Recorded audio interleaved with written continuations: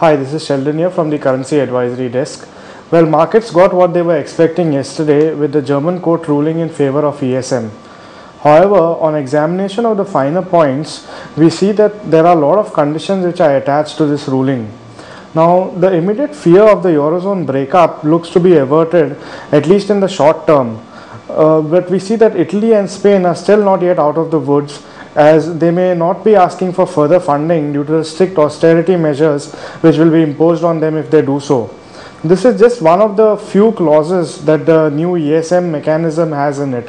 So in case any nation wants a bailout or any sort of funding, they will have to adhere to the program of strict austerity measures. So this is something what no government of any country wants to do. However, as time unfolds, we will see what's going to happen with this sort of ESM mechanism also coming into the role. Now, we saw a huge spike in the Euro USD and the pound dollar pair yesterday after the ruling. The Euro dollar is trading at highs of around 1.2925 and the pound dollar is at around 4 months high of 1.6117. Due to this extreme fast run up, we expect these pairs to consolidate a little bit from here. In domestic terms also, we can see that one can go short in both these pairs and short sell the euro rupee and the pound rupee at around 71.6200 and 89.3000 levels respectively. Moving back home, we had the IIP data for the month of July which came in yesterday. Well, it was disappointing because the data came in at around, the figure was reported at was 0.1%.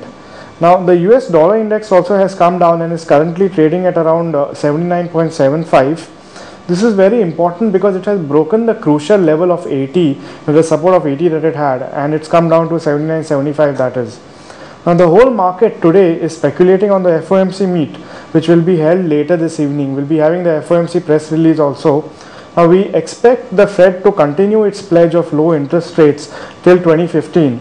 However, unlike others, we do not see any sort of concrete quantitative easing happening in the market or the Fed coming out with any sort of program on those lines.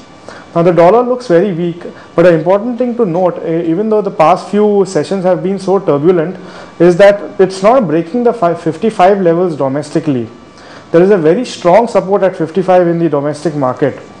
Now, what we suggest is that we can go ahead and sell the dollar at the current market price of around 55.50. That's the spot what is quoting at, and we expect it to move down to probably around 55.10 to 55.15 before it reverses back up again.